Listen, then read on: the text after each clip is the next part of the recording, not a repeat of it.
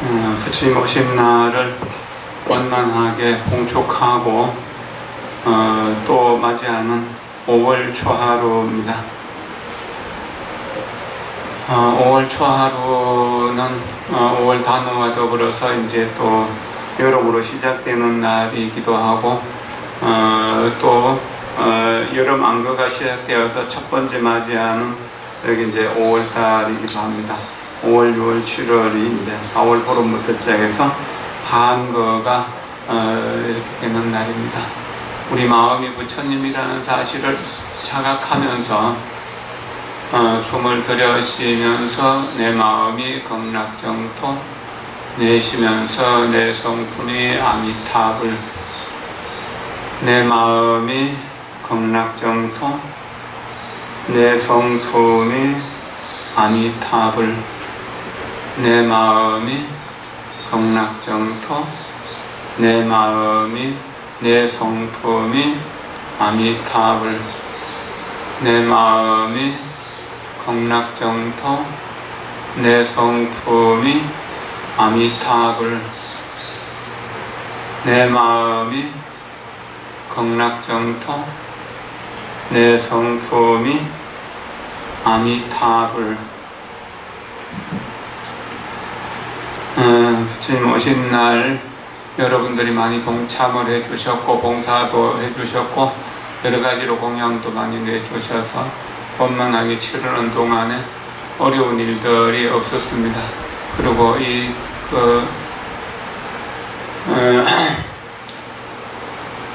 작년보다 활동도 좀 많이 켜진 것 같고 여러가지 일들도 좀 순조롭게 되는 것 같습니다.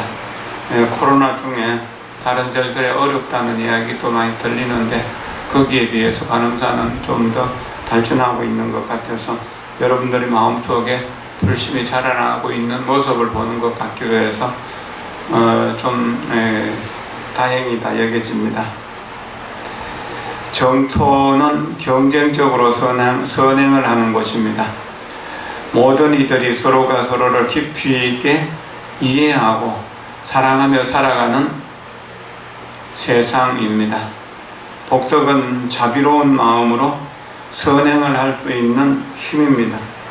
복이 있는 사람은 선행을 잘 하는 사람이고 덕이 있는 사람은 남을 잘 도울 수 있는 사람이라는 뜻입니다.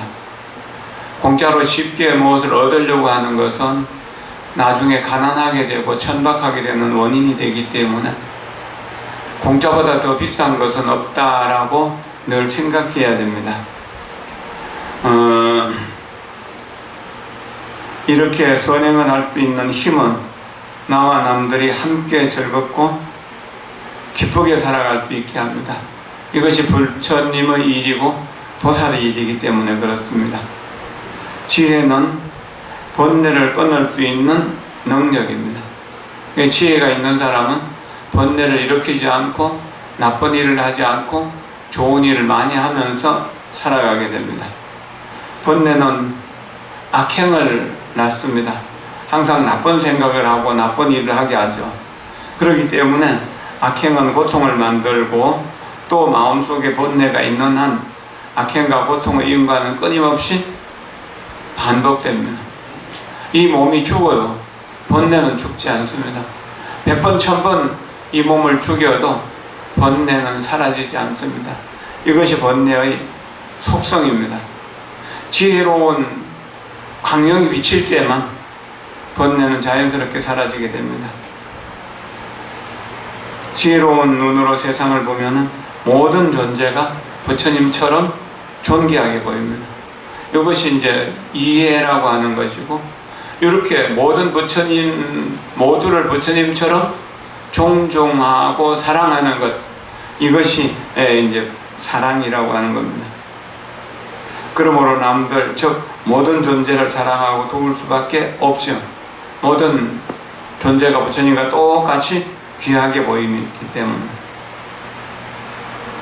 자비와 지혜를 쉼없이 강물이 흘러가듯이 끊임없이 이렇게 실현하는 힘, 이것이 원력입니다. 우리가 매일매일 기도하고 매일매일 예경하는 이유도 매일매일 공부하는 이유도 이 원력을 이어가기 위함입니다. 한순간 좋은 마음을 내기는 쉽습니다. 그러나 그 좋은 마음을 꾸준히 이어가는 것은 어려운 일입니다.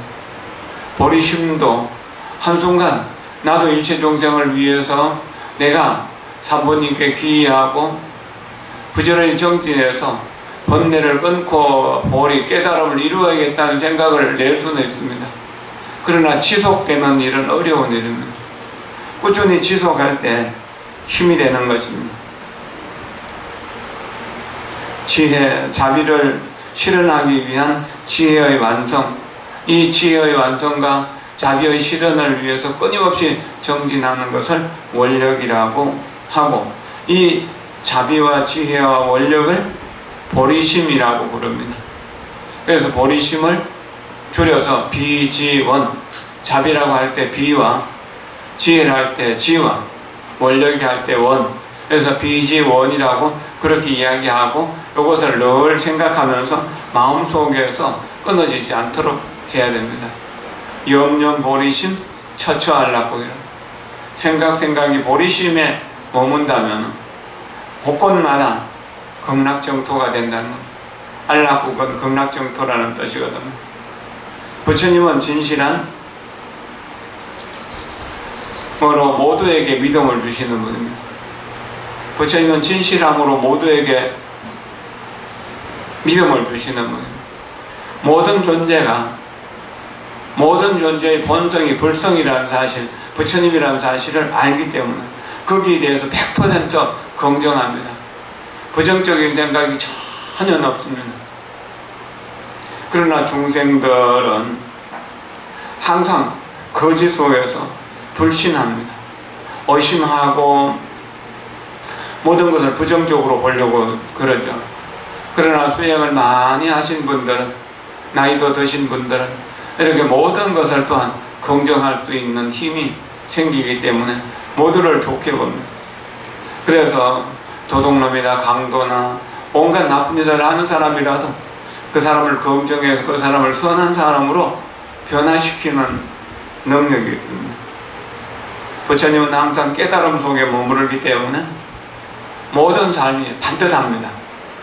그리고 청정합니다. 그런 것, 깨달음 속에서 바르고 청정하게 살아가는 것을 지혜라고 합니다. 그러나 중생은 항상 미혹 속에서 삿땡길을 찾아갑니다. 정당한 방법이 아니라 더 쉬운 방법, 지름길을 찾으려고 하는 것이 그쪽이 함정인 줄 모르는 것이죠. 그래서 중생의 마음은 항상 더러움에 오염되어 있고, 또 그렇기 때문에 그런 것들을 분별할 줄 모르기 때문에 어리석음이라고 그렇게 이야기합니다. 그 어리석은 범부는 죄를 짓고 또 번뇌를 일으키고 나쁜 짓을 하고, 그래서 온갖 고통을 받기 때문에 여기에서도 자유롭지 못하고 저희로도 자유롭지 못한 구속되고 결박됩니다. 여러 겹의 거물에 걸려있는 것처럼. 그래서 마음대로 할 수 없고 내 마음대로 살아가지 못하면 항상 업이 끄는 대로 이끌려갑니다. 업의 힘에 따라서, 석간의 힘에 따라서. 그러나 우리가 보리심을 내고 결단을 내면 석간의 힘을 항상 지켜보면서 석간의 힘을 극복할 수 있게 됩니다. 그러면은 어두운 캄캄한 무명이 명으로 바뀌게 되는 거지. 그래서 명이 된다면은 부처님처럼 자제합니다. 자유롭습니다. 그리고 어디에도 걸림 없이 있기 때문에 해탈합니다. 막혀있는 게 본래 없다는 사실. 그래서 밝음의 세계, 진리의 세계죠. 그 진리의 세계에 항상 머물게 됩니다. 그래서 부처님의 업은 청정한 업입니다. 그리고 이것은 수승한, 아주 뛰어난 업이라고 그래요. 기실론, 대성기실론에서 이 업을 이야기하면서 수승한 업의 그 결정이라고 그렇게 말씀하셨거든요. 부처님의 업이 최성업, 가장 수승한 업으로 변지 두루두루 다 다 아는다고 그렇게 말해줍니다. 그러나 중생은 탁한 업, 더러움 속에 갇혀있고 눈에 이렇게 이제 뭐가 가려져 있는 것처럼 제대로 보지를 못합니다. 한 치 앞을 내다보지 못한다고 하는 거예요. 1초 후에 어떤 일이 일어날지 그런 것을 모르는 것이죠. 그래서 모든 문제들을 일으키게 됩니다. 그래서 고통을 받게 되는 것이죠. 이것이 중생의 속성입니다. 그럼 중생의 속성을 우리는 이런 본문을 통해서, 기도를 통해서, 명상을 통해서, 선업을 통해서 점점 변화시켜 나가는 것, 이것이 불자들의 사명이고, 이것을 부지런히 하다 보면 어느 날 부처님처럼 만족하지 못하더라도 이 길로 가면 그래도 밝아지는구나, 따뜻해지는구나를 알게 됩니다. 이런 사람들은 남 보지 않는 데서 화장실 청소도 잘하고, 법당 청소도 잘하고, 도량 청소도 잘하고, 모든 일들을 이렇게 남 모르게 선행을 잘하면서도 전혀 자기를 드러내려고 하지 않습니다. 그런데 대부분의 중생들은 아직 무명의 어둠 속에서, 더러움 속에 파묻혀서 살아가고 있기 때문에 이것이 쉽지가 않습니다. 그러나 노력을 해야 됩니다. 가난한 사람이 부자가 되기 위해서도 노력을 많이 해야 되는 것처럼, 무식한 사람이 좀 유식해지는데도 노력을 많이 해야 되는 것처럼, 천한 사람이 귀한 사람이 되기 위해서도 노력을 많이 해야 되는 것처럼, 중생이 부처되는 일인데 어떻게 쉽게 될 수 있겠습니까? 어렵고 어려운 것을 기쁘게 할 수 있어야 보살의 삶이라고 할 수가 있습니다. 누구든지 배가 고프면은 밥을 먹어서 그 배고픔을 달래려고 하죠. 조린 창자를 달랠 줄은 압니다. 그러나 어리석으면서도 법을 배워서 어리석은 마음을 고치려고 하지는 않는다. 원효 스님께서 이렇게 말씀하셨습니다. 공지객식이 위기장호되 부지학법이 개치심이니라. 모두가 다 함께 밥을 먹어서 주린 창자를 위로한다. 배고픔을 면할 생각은 하면서도, 내가 어리석다고 생각하면서도 어리석음을 고쳐서, 그리고 법을 배워서 어리석음을 고치려고 생각하지 않는다는, 이것이 문제입니다.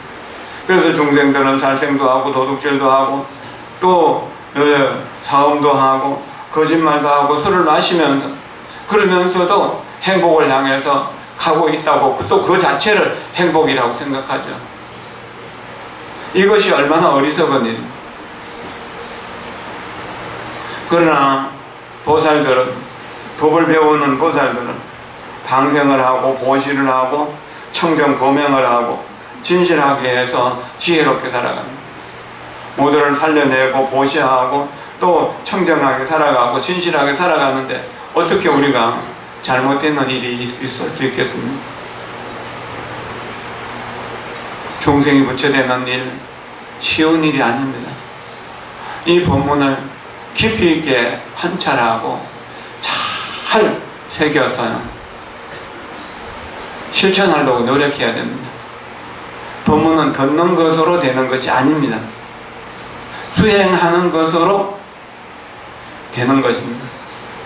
본문을 잘 들어야 됩니다. 눈과 귀를 기울여서 잘 들어야 됩니다. 그리고 고요히 앉아서 들었던 본문을 사유해야 됩니다. 저 내용이 뭔가에 대해 사유해야 됩니다. 사유하고 사유하다 보면은 옳다는 판단도 들고, 이렇게 해야 되겠구나 스스로 판단이 서게 되면 본문대로 실천을 하는 것입니다. 듣는 것도 지혜이고 사유하는 것도 지혜입니다. 그런데 보통 사유를 잘 안 합니다. 듣고 흘러 넘칩니다. 특히나 요즘은 너무나 많은 정보들이 흩어져 있기 때문에 사유가 없는 시대, 생각이 없는 시대라고. 그러나 곰곰이 생각하면 이 일은 해야 되는지 안 해야 되는지를 알게 됩니다. 사유는 정말로 중요합니다. 참선이라고 하는 선, 명상이라고 하는 상은 뭡니까? 고요히 사유하는 것을 말합니다. 그러니까 고요히 사유하기 위해서 항상 초롱초롱 새벽처럼 깨어 있어야 됩니다. 그리고 항상 깊이 사유해서 집중할 수 있는 힘을 길러야 됩니다. 그러니까 고요히 사유해서 집중력을 얻게 되면 거기에서 통찰지혜가 나오는데, 그 통찰지혜는 어떤 상황에서도 흔들리지 않고 자기를 밀고 갈 수 있는 힘입니다. 그런 힘이 생기는 겁니다. 우리가 나무아미타불 하면서도 깨어있는 마음으로 아미타불의 본성이 나의 본성이라고 깊이 사유해서 나도 무량수 영원한 생명의 본성을 가지고 있다, 무량강 무한한 지혜의 광명을 가지고 있다는, 내 마음속에 있는 무량수 자비의 그 생명과 무량강 지혜의 광명을 내 스스로 개발해내는 방법, 이것이 아미타불을 부르는 것입니다. 이렇게 깨어있는 마음으로 고요한 집중 속에서 아미타불을 부른다면 거기에서 통찰지혜가 나와서 지금 여기가 바로 극락정토라고 하는 것을 깨달을 수 있는 것입니다. 옛날에 한 20년쯤 전에 나온 책인데, 티베트 아이들이라고 하는 책입니다. 그 책이 생각나서 요번에 이제 좀 이렇게 몇 줄을 읽어봤습니다. 거기 앞부분에 이런 이야기가 나옵니다. 그 작가가 한국 정희재라고 하는 분인데, 티베트 여행을 이렇게 여러 가지로 이제 스스로 번뇌를 많이 안고 있다가 티베트 이제 인도 여행을 가야겠다고 마음 먹고 인도 가서 이렇게 이제 인도를 순례하고 성지 순례를 하고, 이제 그 다람살라에 가서 다람살라를 이렇게 순례하는 중에 그 난민 어린이들을 모아서 가르치는 학교에 가게 됐고, 그 학교에서 아이들이 불쌍한 아이들을 보면서 이 아이들의 이야기를 기록해야겠다고 하면서 한 토막씩 기록한 내용이 티베트의 아이들입니다. 그 티베트의 아이들이 나오는 이야기. 어느 날 학교에 가서 그 자기가 좋아하는 학생 한 명을 만나게 되고, 그 학생에게 물어봅니다. 중국 공산당들이 티베트를 점령하고 티베트 사람들을 죽이고 티베트 사람들에게 정말로 나라까지 빼앗고 주권까지 다 빼앗아서 지금 우리 너희들이 이렇게 히말라야를 죽을 고비를 넘겨서 히말라야를 넘어서 이렇게 와서 이렇게 이제 부모와도 헤어져서 이렇게 공부하고 있는데, 이렇게 어렵게 살아갔는데 이것이 전부 다 중국 공산당 때문인데 중국 공산당을 미워하지 않느냐, 이 말을 이렇게 묻습니다.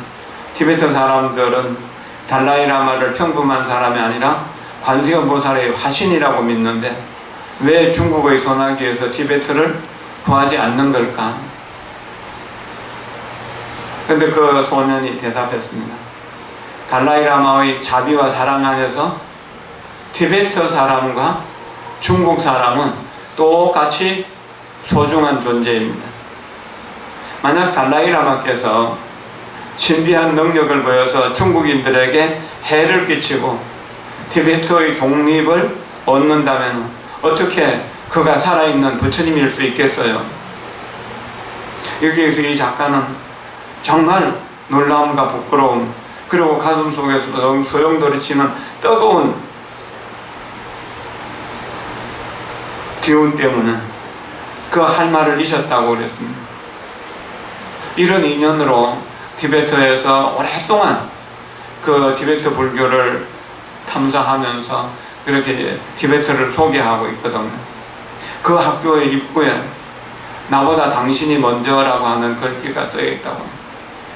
이것은 티베트 어린이 마을의 교훈, 모든 중생들이 고통에서 벗어날 때까지 나의 해탈을 미룬다는 지장보살과 같은 이런 지장보살의 원력이 담겨있는 교훈이라고 하는 뜻이죠. 티베트 사람들은 여러 번 수행자로 환생했던 림포체로부터 시작해서 저 별 볼 일 없는 천민에 여기까지 모두가 다 이런 정신으로 살아가고 있다는 이야기죠. 그렇기 때문에 티베트는 나라를 잃었지만 정신을 잃지 않았다는 겁니다. 티베트의 정신, 티베트의 문화, 티베트의 종교, 티베트의 그 전통을 잃지 않았다는 겁니다. 우리는 나라를 빼앗기지 않았지만 우리의 혼을, 우리의 정신을 잃어버리고 살아가잖아요. 주체를 잃어버리고 살아요. 전쟁을, 전통을 잃어버리고 모든 것을 잃고 서양 과학 문명이 또 서양의 종교들이 이렇게 밀물듯이 들어와가지고 중심을 잃고 있는 거잖아요. 이러기 때문에 서로가 동족이면서 서로가 서로를 미워하고 서로가 서로를 원망하면서 그렇게 살아가고 있지 않습니까? 이제 우리가 부처님의 가르침 속에서 삶을 깊이 있게 이해하고 살아가도록 노력을 해야 됩니다. 티베트의 아이들에서 나오는 이야기 한 대목을 더 읽어드리겠습니다.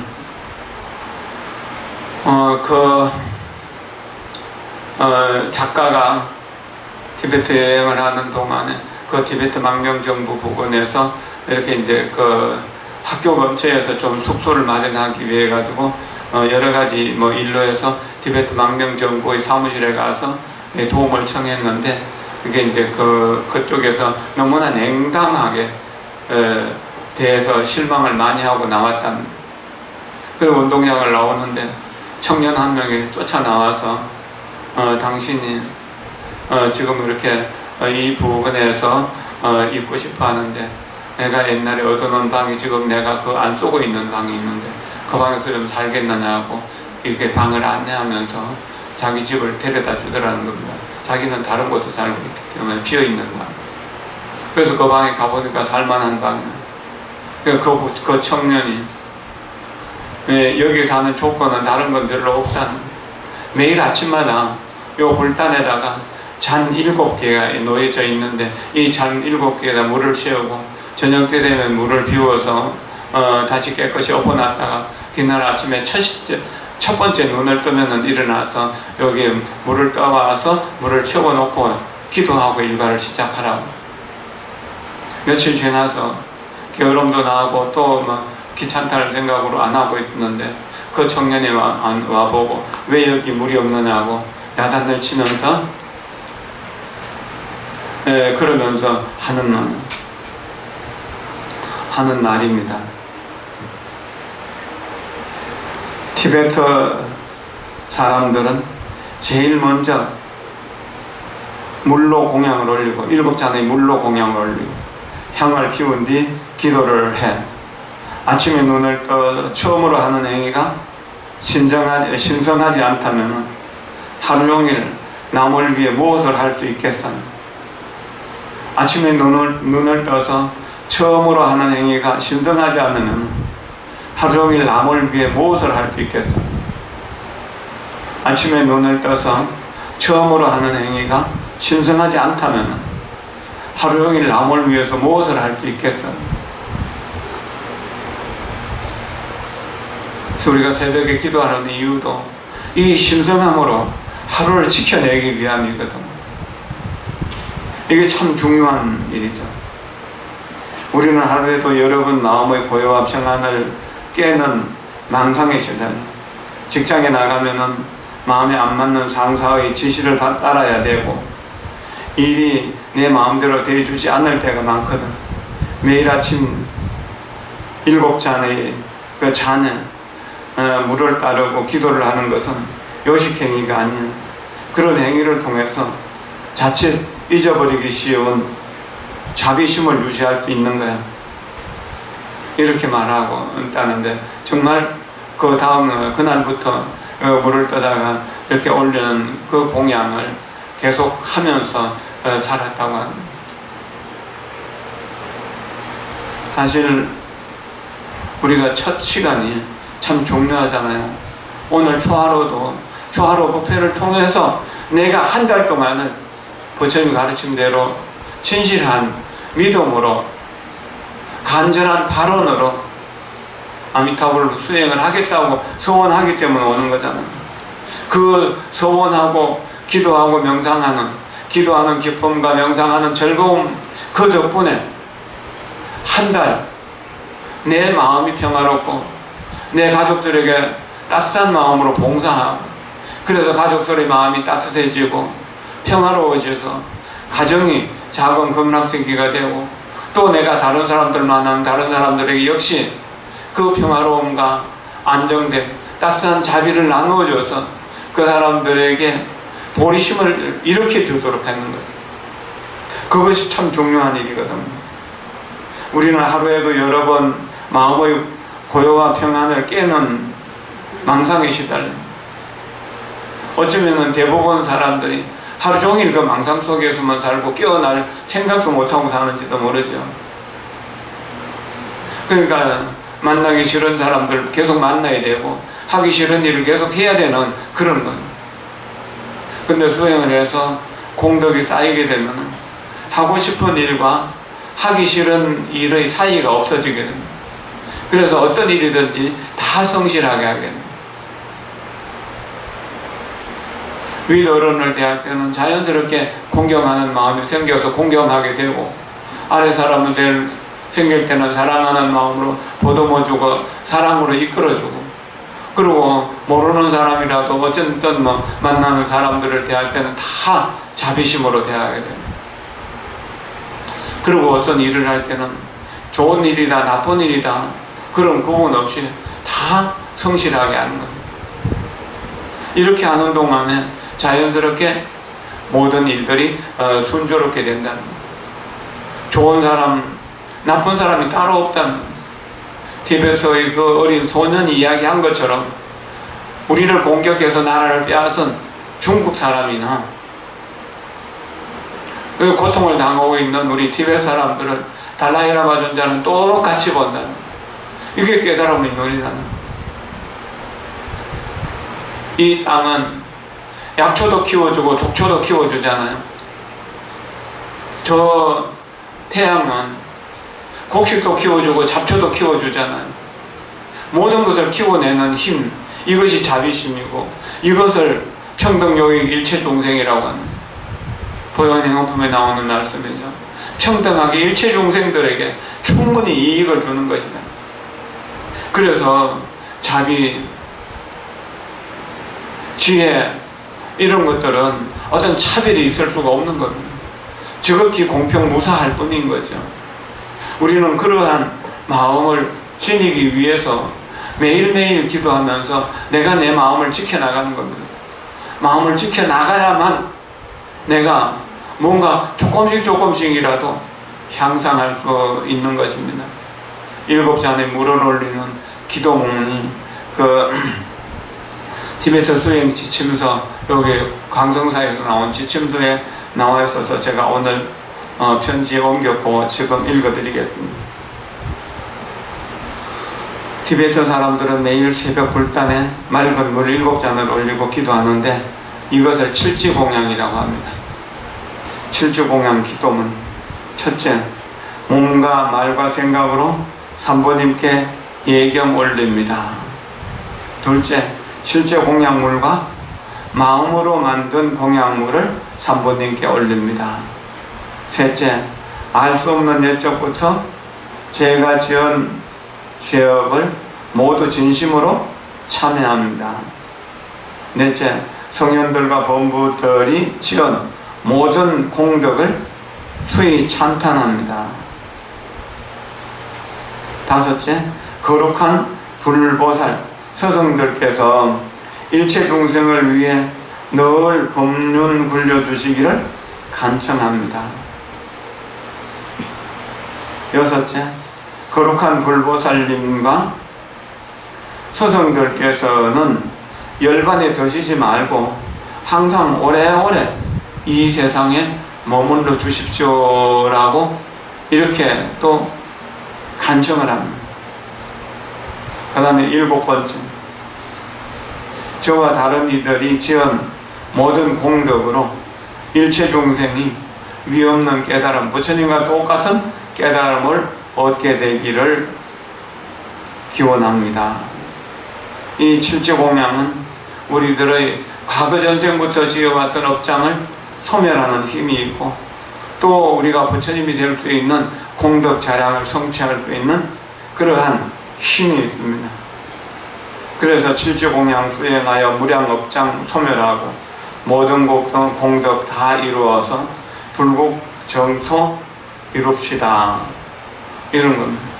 그런데 이 칠지공양이 우리가 매일 하는 108배 예불대 참여문의 그 내용을 축소한 것입니다. 원래 이제 보현행문품에는 10가지 행원이 나오는데, 첫 번째가 예경제불원이고 두 번째가 칭찬열애원인데, 여기서 칭찬열애원과 광수공양은 두 개를 합쳐가지고 제2공양조에다 두었습니다. 그럼 제1은 삼보님께 몸과 말과 마음으로 이렇게 공양 올리는 예경하는 것으로 되어 있잖아요. 몸과 말과 생각으로 삼보님께 정성을 다해서 공경을 다해서 예경 올리는. 그 다음에 두 번째 칭찬열애와 광수공양을 합쳐가지고 몸과 말과 마음으로 내가 한량없는 공덕을 부처님께 올린다는 것. 참 이것은 말처럼 쉬운 것이 아니지만 우리는 그렇게 할 수가 있는 것입니다. 자기의 몸을 이제 국토의 미세한 턱그릇과 같이 동등하게 나눈다는, 그 뭡니까? 내 몸을 쪼개고 미진처럼 쪼개는 겁니다. 그런데 그 쪼갠 작은 먼지 하나하나가 또 이 세상에 있는 모든 먼지 수만큼 많은 불보살들에게 공양하고 예경하는 것. 그와 같이 내 몸을 쪼개 놔둔다는 것. 아미타경에서 보면은 아미타 부처님이 하늘에서 쏟아지는 그 꽃을 그릇에 담아가지고 아침 일찍 10만억 국토에 계시는 10만억 부처님께 공양하고 돌아와서 그리고 밥을 먹고 산책을 한다고. 그런 마음으로는 우리가 그렇게 할 수 있는 것입니다. 그리고 그 몸, 각각의 몸마다 한량없는 머리와 머리마다 한량없는 입이 있잖아. 그 입 각각마다 한량없는 혀, 미묘한 혀로서 변대천녀의 혀보다 더 나은 혀를 놔두어서 감미로운 어조로 찬탄을 드린다는. 이렇게 해서 말의 예경을 하는. 그리고 이 삼보님이 모든 허물이 스승들이 모든 허물이 다 없어지고 모든 공덕을 지닌 것으로 보고 마음을 공경하는 뜻으로서 예경한다는. 공양과 찬탄과 예경, 이것이 그렇게 어우러지는 겁니다. 그래서 공양도 그렇게 하는 것이죠. 여기서 우리 예불다 대참여문에 보면은 그런 이야기 나오잖아요. 가히 없는 시방세계 그 가운데 과거, 현재, 미래의 부처님들께 맑고 맑은 몸과 말과 뜻을 기울여 빠짐없이 두루두루 예경하옵되 보현보살 행가원의 위실력으로 널리 일체 열애 전에 몸을 낮추고 한 몸 다시 찰진수요 몸을 낮춰. 이 찰진이라고 하는 말이에요. 국토의 먼지라는 거예요. 만약에 이 지구를 먼지를 만든다면 먼지 숫자가 얼마나 많겠습니까? 그 먼지 숫자만큼 많은 부처님들께 내가 예경하기 위해서 먼지 숫자만큼 많은 몸을 놔둔다는 겁니다. 그래서 찰진수를 빠짐없이 예경합니다. 그러니까 끊임없이 모든 존재들을 예경한다는 겁니다. 그 다음에 두 번째 찬탄의 조여서 일미진중 미진수요 부처님께서 곳곳마다 많은 보살 모이시었고 무진법계 미진에도 또한 그같이 부처님이 충만하심 깊이 믿으며 몸몸마다 한량없는 음성으로서 다함없는 묘한 말씀 모두 내어서 오는 세상 일체급이 다 할 때까지 부처님의 깊은 공덕 찬탄합니다. 이게 부처님만이 아니라 일체 모든 불보살들 공덕을 찬탄한다는 거예요. 그러면서 내 마음속에 그것이 스며들게 됩니다. 오랫동안 예불대 참여문을 읽으면서 이렇게 이제 이거 절을 해보신 분들은 이런 공덕이 마음속에 들어오는 것을 느낄 겁니다. 그 다음에 공양토에서 아름답게 어떤가는 여러 꽃아래 좋은 풍류, 좋은 향수, 좋은 일산들 이와 같은 가장 좋은 장엄구로서 시방삼세 부처님께 공양하오며 어떤가는 좋은 의복, 좋은 향들과 가루향과 권능향과 등과 촛불의 낱낱 것을 수미산의 높이로 모아 일체 열에 빠짐없이 공양하오며 넓고 크고 수승하온 인해설기로 시방삼세 부처님을 깊이 믿사고 보현보살 행원력을 모두 기울여 일체제불 빠짐없이 공양합니다. 정말로 이런 그 예경문을 읽으면서 예배 드릴 때 신심이 저절로 우러나고 원력이 자연스럽게 쌓이게 됩니다. 나이 들면서 건강을 유지할 수 있고 할 수 있었던 것은 전부 다 이런 보현 행원의 삶을 살겠다고 매일매일 순간순간 소원했던 겁니다. 그러나 저 스스로 돌아보면 너무나 부끄럽고 너무나 죄스럽게도 마음으로 할 수 있으면서도 몸이 게을름 부려가지고 못한 부분들이 너무나 많거든. 그러나 매일매일 기도하고 명상하는 그 삶을 통해서 내가 나를 개발하지 못한다면 어떻게 되겠는가? 다음 생을 내가 기약할 수 없는 것이죠. 만약에 인간의 몸을 잃어버리고 소가 되거나 돼지가 되거나 짐승이 되어버린다면 어떻게 좋은 법문을 들을 수가 있고 좋은 법을 공부할 수 있겠어요? 사람이 되었을 때 이런 사람으로서 불법을 만났고 불법을 배울 수 있는 이 기회를 놓쳐버리면 정말로 어려운 일이죠. 그 다음에 이제 2번과 3번 찬탄과 공양을 합쳐갖고 이 칠지공양에서는 하나로 만들었는데 이제 여기에서는 이제 둘로 나눴기 때문에 그렇게 이제 그 참회가 칠지공양에서는 3번째가 되고 여기서는 4번째가 되죠. 지난 세상 제가 지은 모든 악업은 무시일에 탐심진심 어리석음이 몸과 말과 뜻으로 지었습니다. 제가 이제 남김없이 참회합니다. 내가 부처님이라는 사실에 자각하고 실상으로 부처님의 지혜와 하나가 되고 부처님의 복덕과 하나가 되기 위해서 진리의 세계로 들어가는 것도 실상 참회라고 합니다. 그러나 그것은 깨달음을 얻은 분들이 아니면 불가능하기 때문에 우리는 작법 참회라고 합니다. 법을 지어서 이렇게 예불대 참회문을 외우기도 하고 일과를 따라서 새벽에도 참회하고 낮에도 참회하고 저녁에도 참회하고 시시각각으로 참회하는 그런 삶을 통해서 우리가 거듭 새롭게 태어나는 삶을 시작합니다. 이 참회를 틱나탄 성가에서는 다시 시작하기, 새롭게 시작하기라고 해요. 참회를 하면 우리의 삶이 새로워지는 겁니다. 그 다음에 이제 5번째 시방세계 여러 종류 모든 중생과 성문정각 유학무학 여러 이성과 일체의 부처님과 모든 보살의 진이 없인 온갖 공덕 기뻐합니다. 수희라고 합니다. 중생이 부처님과 다른 점은 남이 잘하는 꼬라지를 보지 못하는 게 중생입니다. 질투심이라고 하는 거잖아요. 그런데 질투심을 나쁜 감정이라고만 볼 수 없습니다.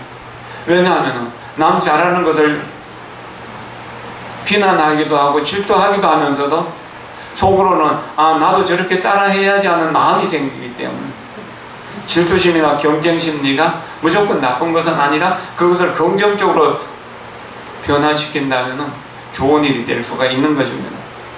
성현들과 본부들이 지은 모든 공덕을 수히 찬탄한다. 남들이 하는 것을 수히 찬탄하는 힘, 이것은 어쩌면 바보스러운 일이기도 하지만 그것을 통해서 거듭 우리가 성령의 경지로 갈 수가 있고 또 힘 하나 안 들이고 복과 덕을 지을 수 있는 이런 인연이 되잖아요. 아, 방생을 했네, 참 고맙다, 내가 해야 되는 걸 저 사람이 해주니까 얼마나 고마운가요. 아, 대중공양을 해주니까 참 고맙다. 이렇게 그 공양으로서 스님들이 정진을 잘해서 법을 깨닫고 그 깨달은 법으로 우리를 교화해주면 얼마나 좋을까, 이렇게 하는 겁니다. 남들이 내가 하지 못하는 걸 남들이 해주는데 내가 따라서 기뻐하면 그 사람의 공덕이 나에게로 조금도 모자람 없이 돌아오는데 그걸 왜 못하는가 모르겠어요. 여섯 번째, 행운품에서 여섯 번째가 되고 여기서는 이제 다섯 번째가 되나요? 그렇죠. 시방세계 계시 없는 세간 등불과 가장 처음 보리도를 이루신 님께 위없는 묘한 법문 설하시기를 제가 이제 지성다해 권청합니다. 제가 이제 지성다해 권청합니다. 보리도를 이루신 부처님, 세간 등불이 바로 부처님이잖아요. 이 부처님이 항상 우리를 위해서 열반에 들지 마시고 오래오래 이 세상에 계시면서 법문해 주십시오. 제가 이제 지성다해 권청합니다. 부처님도 깨달음을 얻으시고 난 뒤에 범천이 와서 이렇게 법문하기를 권청하기 전까지는 법문할 생각을 안 하셨잖아요. 법문해도 못 알아들을 건데 하여튼 무슨 소용이 있는가 하면서. 그러나 범천이 와서 그래도 인연이 되는 사람이 있으니까 인연이 되는 사람을 눈을 뜨게 해주기 위해서 법문을 설해 주십시오 하고 3번 간청에 따라서 법문하셨던 거거든요. 그래야 되는 겁니다. 그 다음에 부처님이 반열반에 들려하시면 찰진겁을 이 세상에 계시오면서 일체중생 일악하게 살펴주시길 있는 지성 기울여서 권청합니다. 부처님과 같은 분이 이 세상에 오래오래 사시기를 권청한 양력 7월 6일은 티베트의 달라이라마 존자의 생신입니다. 1935년 7월 6일날 탄생하셨는데 그날은 티베트 불교를 시동하는 그 모든 세계의 모든 이들이 달라이라마 장수 기원 법회를 합니다. 우리도 작년 재작년에 여기서 장수 기원 법회를 한 일이 있죠. 금년에도 인연을 봐서 기원 법회를 했으면 좋겠다는 생각을 해봅니다. 이런 이렇게 이제 존경받을 만한 스승을 존경하는 의식을 통해서 그분의 지혜와 자비와 공덕이 우리 마음속으로 들어오게 하는 공덕이 있기 때문에 존자님이 뭐 자기가 생일날 한 거를 그렇게 좋아하겠습니까? 생일잔치 하는 걸 좋아하지 않지만 중생들에게 인연을 심어주기 위해서 그렇게 하는 것을 거절하지 않는다는 이야기죠. 이런 것을 깊이 생각해야 됩니다. 이것은 이제 6번째가 되죠. 거룩하신 불보살과 서성들께서는 열반에 드시지 말기를 간청합니다. 오래오래 세상에 계셔야만 우리에게 한 가지라도 법을 설해 주실 건데, 그러나 부처님이 돌아가실 때 내가 영겁 동안 여기에 머무를 수 있지만 지금 네 육신의 인연을 다하는 것은 너희들이 내가 영원히 살아있을 줄 알고 게으름을 부릴까 싶어가지고 내가 이제 떠난다, 무상을 보인다. 실제로 존경하는 어른들이 영원히 계실 거라고 생각했는데 지금 생각하니까, 지금 보니까 다 돌아가셨어요. 애인사에서 지월 스님, 성철 스님, 영암 스님, 자원 스님, 이런 큰 어른들이 계셨고, 송강사에서 구산 스님, 수산 스님, 이런 많은 어른들이 계셨고, 지봉 스님이랑 이런 분들 다 돌아가셨어요. 아버지 같고 할아버지 같은 분들 다 돌아가죠. 그 밑에 어른들도 다 돌아가죠. 이제 정말로 이 어른 돌아가시는 거, 한 분 한 분 돌아가시는 걸 보면은 하늘 땅 어디를 돌아가도 나를 지켜줄 이 스승이 계시지 않는다는 게 참 안타까웁니다.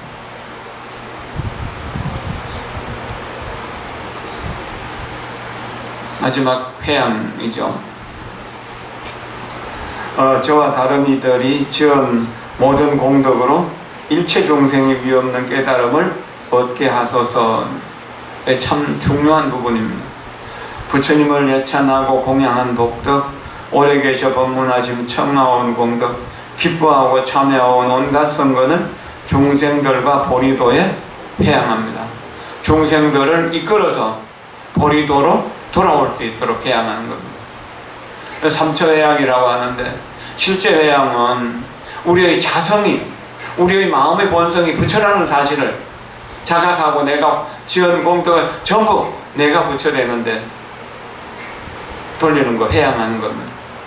두 번째는 중생들에게 회양하는, 이 중생은 뭡니까?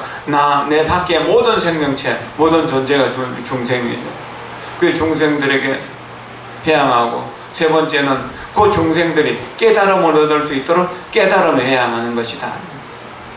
이것을 아미타 부처님의 48가지 서원을 보면은 그 48가지 서원을 세 가지로 축약할 수 있는데, 첫째는 법장 비우고 자신이 아미타 부처님이 되는 일이고, 두 번째는 중생들을 끌어들이기 위해서 극락세계를 건설하신 일이고, 세 번째는 중생들을 전부 다 극락세계로 불러들이는 일이다.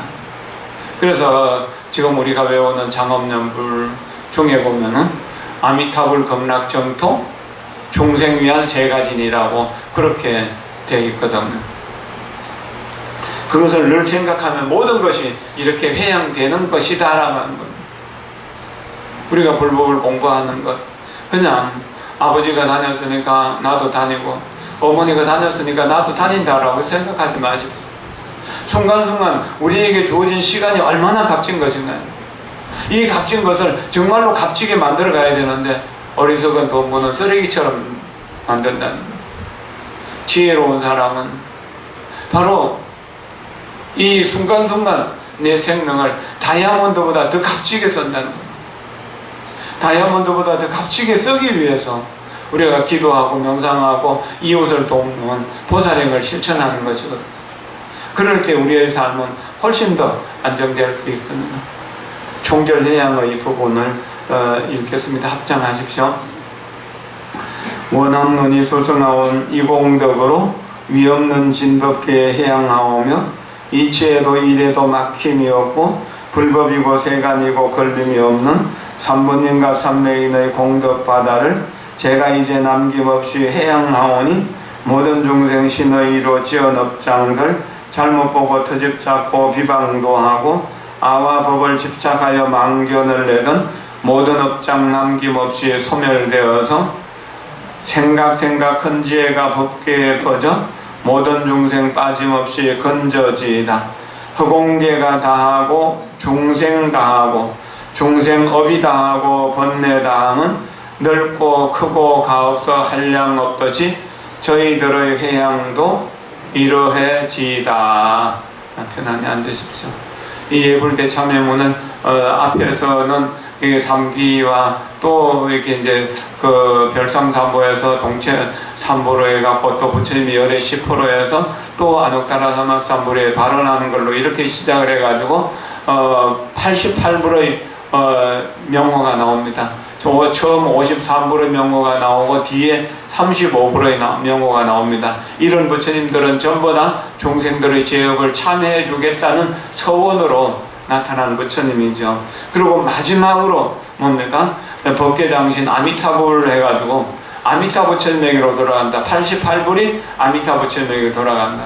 그럼 아미타 부처님의 극락세계에 태어나고 또 우리가 아미타 부처님이 되기 위해서는 어떻게 되는가? 이 보현행원을 실천해야 되는 것이다. 그런 것입니다. 그렇게 해서 우리가 좀 더 가치 있고 좀 더 의미 있는 인생을 살아가기 위해서 불법을 공부해야 됩니다.